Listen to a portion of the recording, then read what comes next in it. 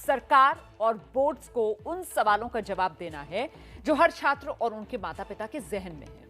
सवाल क्या क्या है? सवाल यह है कि रिजल्ट कैसे बनेगा, किस आधार पर कमजोर और तेज बच्चों की पहचान की जाएगी, आगे दाखिला कैसे होगा, इसी को लेकर मंथन जारी है। तो क्या हो सकता है 12वीं के रिजल्ट का पैमाना, क्या हो सकता है रिजल्ट बनाने का फॉर्मूला?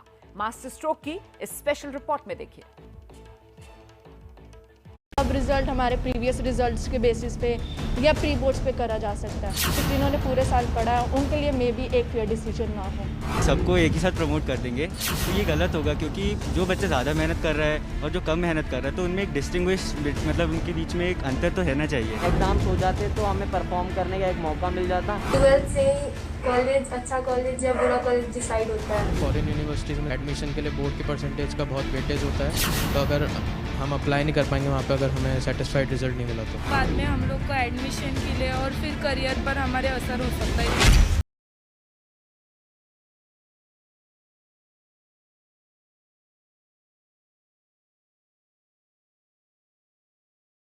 के छात्रों का एक कंफ्यूजन दूर हुआ तो सैकड़ों सवाल खड़े हो गए। सवाल रिजल्ट का, सवाल आगे एडमिशन का, सवाल भविष्य का। ये वो सवाल हैं जिनसे छात्र भी परेशान हैं और उनके माता पिता भी।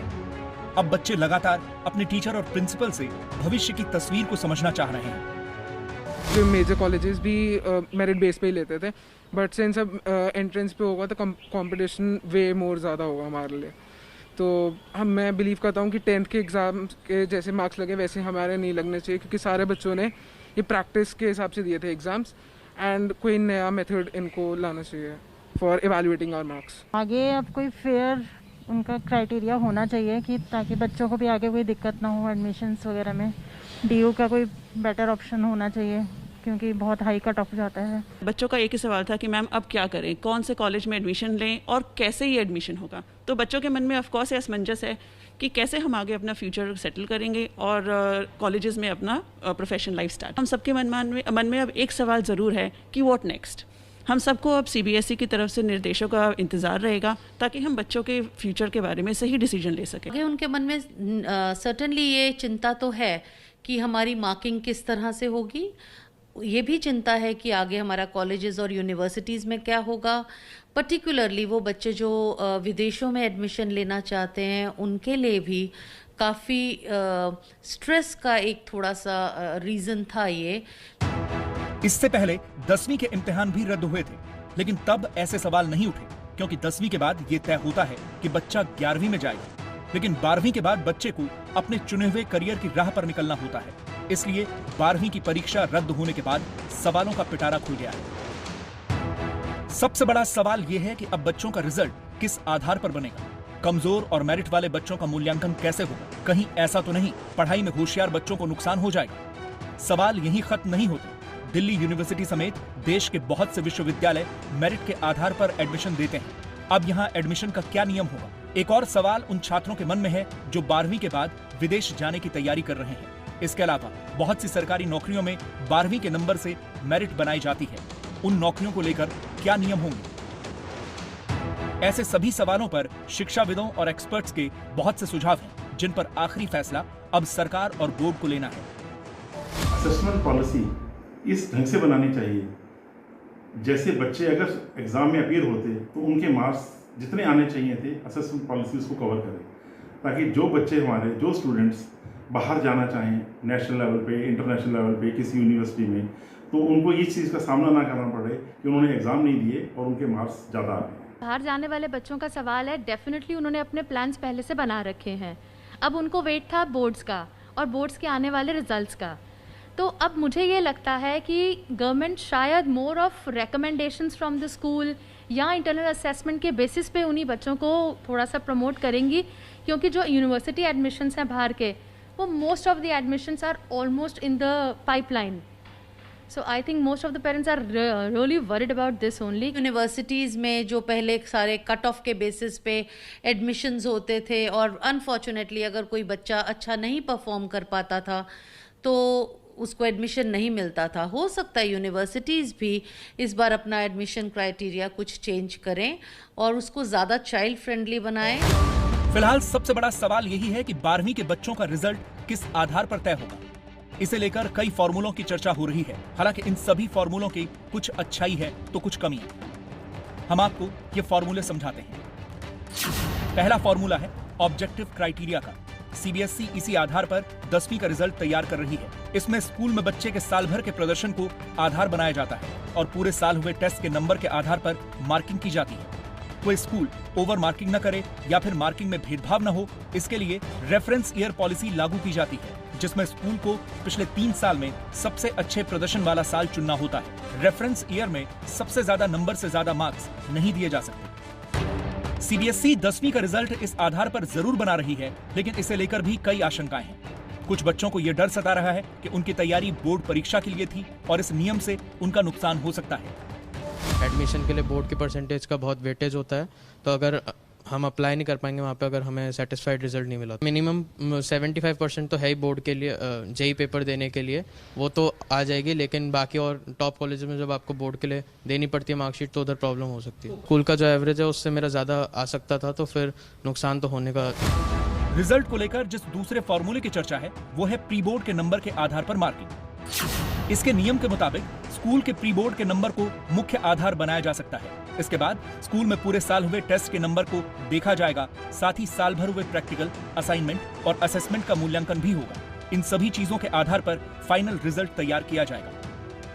इस नियम को लेकर बहुत से शिक्षकों का कहना है कि ये बच्चों के साथ नाइंसाफी होगी, क्योंकि प्री बोर्ड को लेकर स्कूल की सोच भी अलग होती है और बच्चे की भी। तो अगर सरकार अब आधार बनाती है तो जस्टिफाई नहीं होगा, बच्चों के साथ जस्टिफिकेशन नहीं होगा, क्योंकि जो प्री बोर्ड होते हैं उसमें बच्चे का टेम्परामेंट दूसरे टाइप का होता है। बच्चा उसको बड़े मतलब लाइट वे में लेता है। बच्चा सोचता है कि इसके नंबर काउंट नहीं होने हैं तो उसको हल्के में लेता है, और हम उसको और टाइट लेते हैं। हम इवेल्युएशन जो करते हैं वो बड़ी मतलब टाइट से करते हैं कि बच्चे को थोड़ा बहम रहे, थोड़ा डर रहे कि मेरे नंबर इस बार कम आए, मुझे और इम्प्रूव करने हैं तो रिजल्ट और बेहतर आए। तो ये 2 अलग अलग एंगल होते हैं, तो इसलिए मेरा मानना ये है कि उसको आधार मानना भी ठीक नहीं होगा। रिजल्ट बनाने को लेकर एक और थियरी है जिसकी पैरवी दिल्ली सरकार कर रही है। इसमें बच्चे के पिछले प्रदर्शन को आधार बनाने का सुझाव दिया गया है। इसके मुताबिक छात्र के 10वीं, 11वीं और 12वीं के प्री बोर्ड इम्तिहान को मार्किंग का आधार बनाने की बात कही जा रही है। इसके साथ ही स्कूल में हुए इंटरनल टेस्ट के नंबर को भी फाइनल रिजल्ट में जोड़ा जा सकता है। दिल्ली के शिक्षा मंत्री मनीष सिसोदिया इसी फॉर्मूले की वकालत कर रहे हैं। ये कोई पहली क्लास का बच्चा नहीं है जो अभी आया और हमें उसके बारे में पता नहीं है। तो एजुकेशन सिस्टम के पास 12 साल से कम वो बच्चा है, तो उसके पास्ट परफॉर्मेंस को आधार बनाएं, हिस्टोरिकल रेफरेंसेस लें।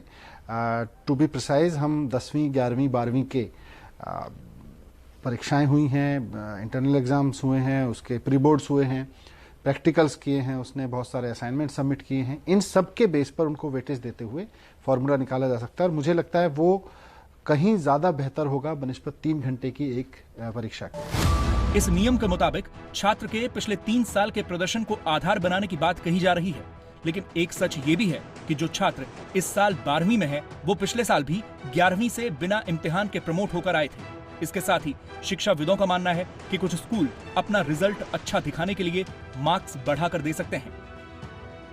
वो कुछ 10th का असेसमेंट ले सकते हैं, कुछ 11th का ले सकते हैं, या फिर जैसे इन्होंने 10th का किया है, 12th में जो भी इंटरनल असेसमेंट हुए, जैसे यूनिट टेस्ट हो गया, टर्म टेस्ट हो गया, प्री बोर्ड हो गया, उसका कुछ वेटेज ले सकते हैं, 10%, 20%, 30%। उस वेटेज से आपको अपने स्कूल की परसेंटेज भी ध्यान रखनी पड़ेगी, आपका पिछले गत 3 वर्षों से क्या रिजल्ट रहा है। अदरवाइज हम क्या करेंगे, बाकी स्कूल क्या कर सकते हैं, हम कहेंगे ठीक है बच्चा है, हमने नंबर देने, हम सब उसको 90% नंबर देंगे, 80% नंबर देंगे। नहीं, हमको अपने पिछले 3 साल की एवरेज का भी ध्यान रखना पड़ेगा। अदरवाइज बहुत ज्यादा वेरिएशन आ जाएगा रिजल्ट में और डिससेटिस्फैक्शन क्लेम हो जाएगा। 10वीं और 12वीं की परीक्षा बिल्कुल अलग होती है और इन परीक्षाओं के रिजल्ट का महत्व भी अलग अलग होता है। 12वीं के रिजल्ट से जिंदगी की नई राह की शुरुआत होती है, इसीलिए 12वीं के रिजल्ट को लेकर हर कोई परेशान है।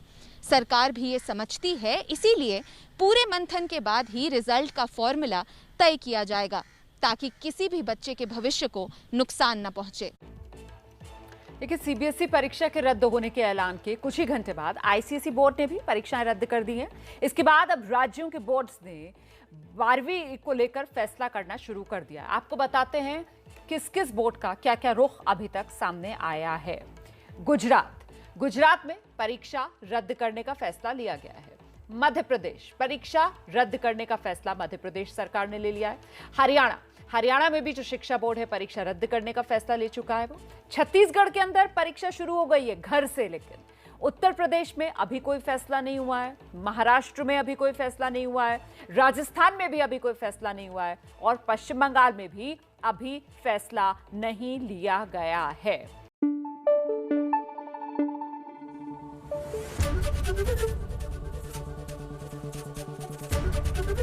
एबीपी न्यूज आपको रखे आगे।